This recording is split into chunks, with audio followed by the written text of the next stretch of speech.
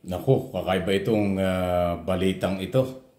Dahil alam ba ninyo na hindi pipigilan at hindi papakialaman ng gobyernong Pilipinas o ng ating pamahalaan kung anuman ang plano o gustong gawin ngayong nakalaya na ang dating senador at dating sekretary Laila de Lima.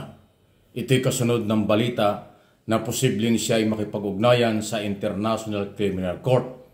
Ako ay ibang dating niya. Siyempre hindi yan magugustuhan ng mga taga-suporta ng Duterte at ng mga Duterte. Yang ganyang pahayag. Pakinggan nyo ang sinasabi ni Solicitor General Eduardo Guevara. Ito po ay dati ring Justice Secretary noong panahon ni Duterte. At ngayon, ang siyang Solicitor General or abogado ng bayan, okay, sa ilalim naman po ng kasalukuyang gobyerno. Pakinggan natin dahil mahalaga po ang sasabihin ito.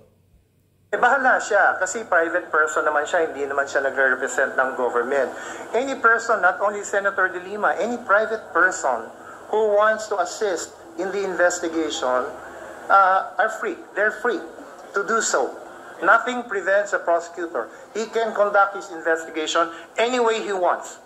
The only problem is, huwag siyang mag-expect ng cooperation, direct and actual cooperation from the government, because the Republic of the Philippines has maintained its question of jurisdiction.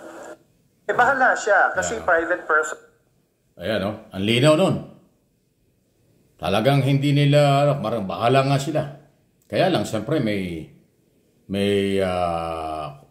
ano tawag dyan? May magiging negatibong epekto yan dun sa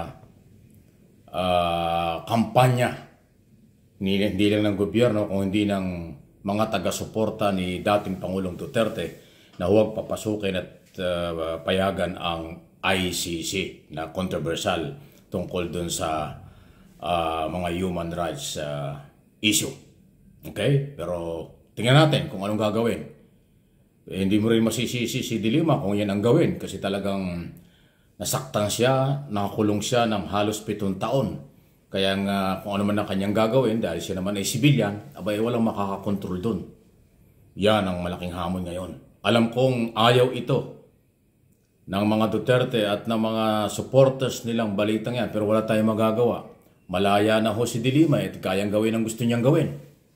Yan pa naman ay nirecognize, kinilala sa international community kung yung mga gunita nung siya ay nakakulong.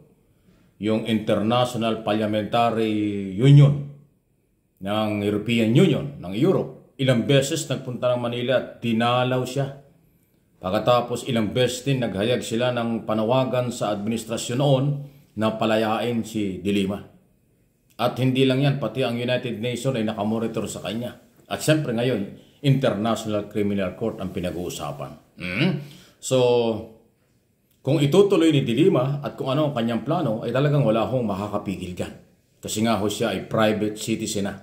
Siya ho ay isang civilian na sa kasalukuyan. Ano po ang inyong masasabi dyan po sa development na yan at pahayag ng Solicitor General Guevara tungkol sa isyong ito. Okay, any comment, react?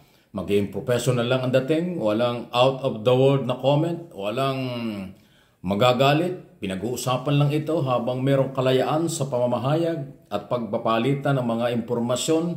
Mas nakakabuti yan sa demokrasya kaysa sa mamersonal, manlait at kung ano-ano. Hindi ho natin kailangan yan. Maging professional lang ang usapan, mas magiging kapaki-pakinabang. Okay? Pangalawa, pag-usapan natin, Senator Laila de Lima pa rin na ngayon ay nagpapahinga yata at kung saan. Ito naman ay aking sariling opinion, analysis, observation.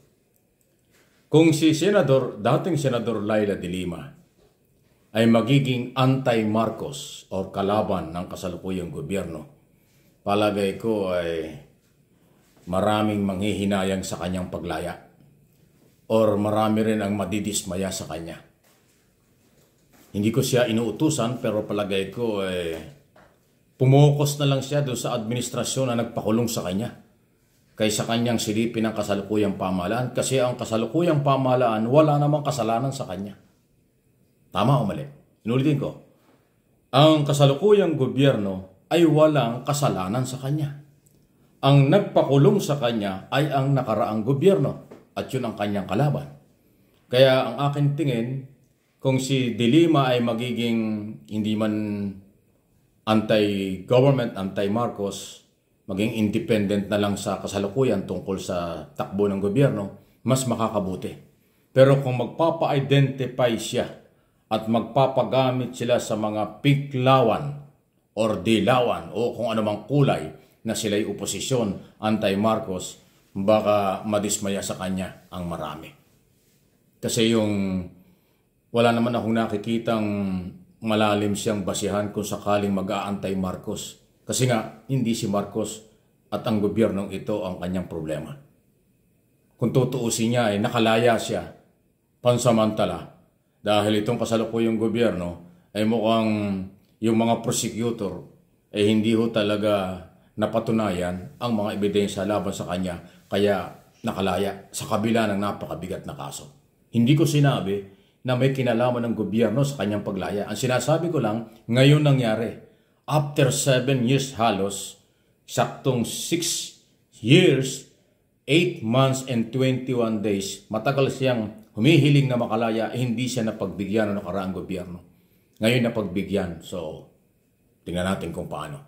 Kaya para sa akin, hindi naman natin tinuturuan ang veteranang senador at Justice Secretary dati na kapag nag-antay-Marcos siya, ay naghahanap lang siya ng maraming kalaban. Pagka ganon. Mag-focus na lang siya sa paghahanap ng hustisya doon sa nangyari sa kanya at kanyang panagutin ang mga taong nagpakulong at nagpahirap sa kanya. Yun. Di ba? Malamang tulungan pa siya ng gobyerno sa magitan ng kung anuman tulong ang pwedeng magawa sa legal na pamamaraan. Inuulit ko sa legal na pamamaraan, hindi sa kung anong bagay. Yan po ang aking observation dito. Kayo, naniniwala ba kayo? Tama lang ba ang advice natin na mag-independent na lang siya sa gobyernong ito? Huwag siyang paggamit sa oposisyon? Huwag niyang idamay ang gobyernong ito sa kung ano ang naging problema niya nang siya nakulong at nasa kulungan? Di ba? Kasi ang ating kasalukuyang pamahalaan ay nakapokus sa development, nakapokus sa paninindigan sa West Philippine Sea, kung paano ilaban sa dambuhalang bansang China na patuloy tayong inaagawan. Dapat sumuporta na lang siya doon. Di ba? Ako nga, paniniwala ko dahil lahat naman tayo may karapatan. Kung si dating Senador De Lima ay maninindigan total sinabi na rin niya yan, yung paninindigan, prinsipyo, karapatan para sa ating bansa ay ilaban, palagay ko mas maganda yun. Kasi nung unang araw na siya lumabas, at press conference, nagpahayag siya ng ganon. Kaya yun ang aking sinusundan. Sana ituloy niya. Manindigan, sumama siya sa pakikipaglaban, paninindigan na ang West Philippine Sea ay sa atin at hindi siya kakampi kahit kanino. Nakatulad ng iba dyan. Malagay ko mas maganda. Habangan, kaabang-abang talaga na po.